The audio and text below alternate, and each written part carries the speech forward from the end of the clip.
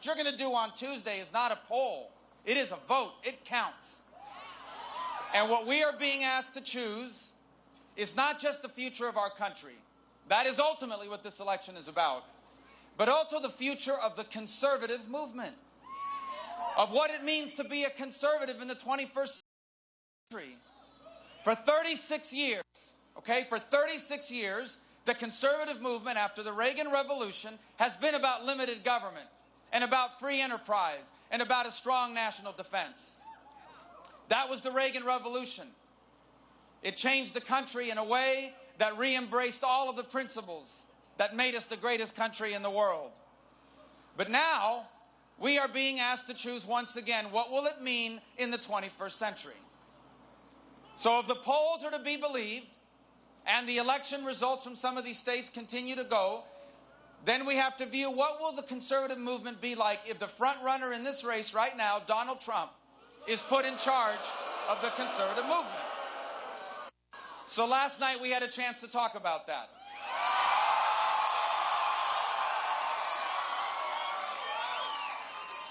It's time to pull his mask off so that people can see what we are dealing with here. What we are dealing with here, my friends, is a con artist. He is a con artist. First of all, he runs on this idea that he is fighting for the little guy. But he has spent his entire career sticking it to the little guy. His entire career. All right? Every business that he's ever run that's gone bankrupt. I mean, this guy bankrupted a casino. How do you bankrupt a casino? How do you bankrupt a casino? All right, but when all of these other projects went bankrupt, you know the first people that didn't get paid? The electricians and the plumbers and the subcontractors. Some of them went out of business because he didn't pay them. He says he's fighting for the little guy. What about the students that signed up for Trump University? A fake school. A fake school. Some of them took out loans. They told them, go max your credit cards. $36,000. And at the end of the course, the thing you got was a paper certificate and a picture with a cardboard cutout of Donald Trump. He says he's fighting for the little guy, but in Florida, my home state, right now, he is hiring workers from other countries because he claims no Americans will do those jobs. This is the guy that says he's fighting to protect the American worker. In Florida, there are 300 people that said, we'll take those jobs, Americans. He doesn't hire them. Instead, he brings in workers from abroad to do those jobs, and he goes on television saying, oh, we can't find qualified people to do that work. And there are qualified people raising their hands saying, we'll do that work. We have a guy that last night spent literally 30 seconds defending Planned Parenthood. He did it better than Harry Reid does it. This is what's trying to take over the conservative movement. It is time to open our eyes and see what's happening here. For the first time in 36 years, if Donald Trump is elected, the conservative movement will be headed up by somebody who says that when it comes to Israel and the Palestinians, he's not taking sides. Well, I'm taking sides. I'm with Israel.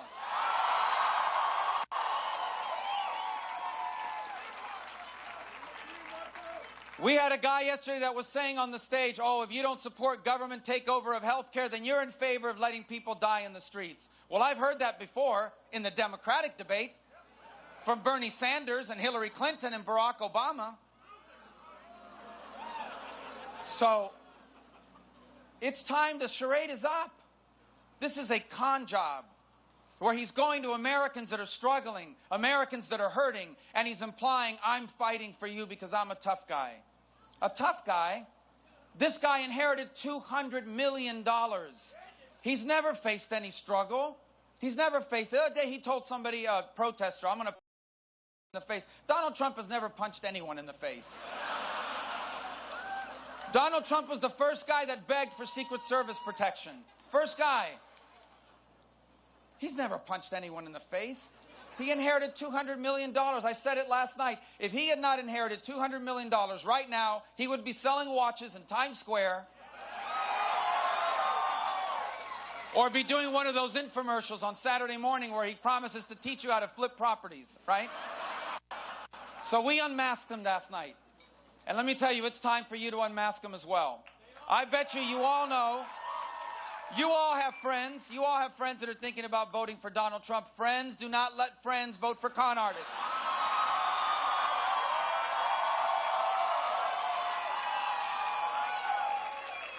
All right?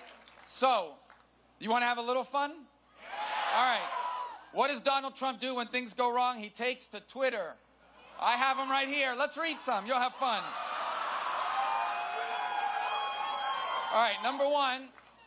Here's the first one. Lightweight Marco Rubio was working hard last night. This is true. The problem is, he is a chalker. And once a chalker, always a choker. I guess that's what he meant to say. He spelled choker, C-H-O-K-E-R, chalker. He called me Mr. Meltdown. Let me tell you something. Last night in the debate during one of the breaks, two of the breaks, he went backstage. He was having a meltdown. First, he had this little makeup thing applying, like, makeup around his mustache because he had one of those sweat mustaches. Then he asked for a full-length mirror. I don't know why, because the podium goes up to here, but he wanted a full-length mirror. Maybe to make sure his pants weren't wet. I don't know.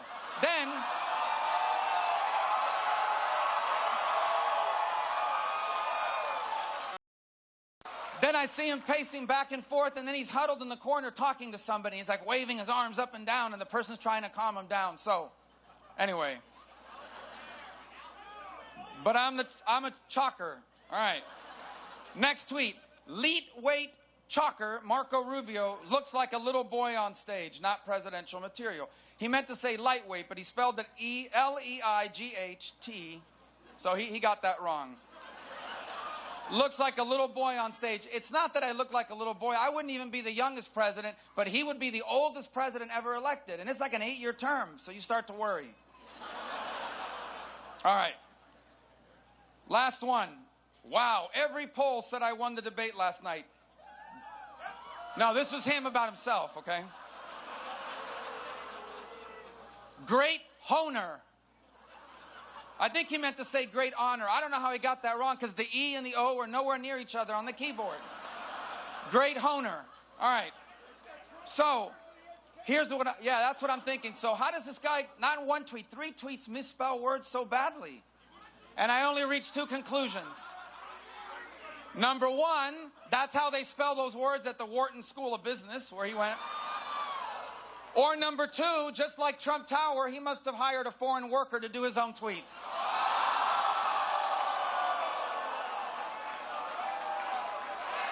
All right?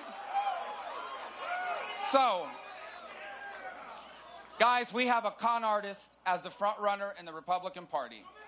A guy who has made a career out of telling people lies so that they come in and buy his product or whatever he does. You ever heard of Trump vodka? You have? Well, it isn't around anymore. Or Trump mattress, or Trump air, or Trump ice, or Trump water. Those are all businesses that are gone because they were disasters. Okay?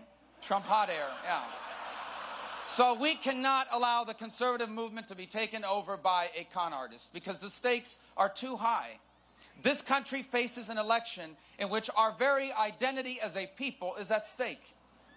For over 2 centuries, this has been a special country, unique in the history of all mankind. But that was never an accident. That happened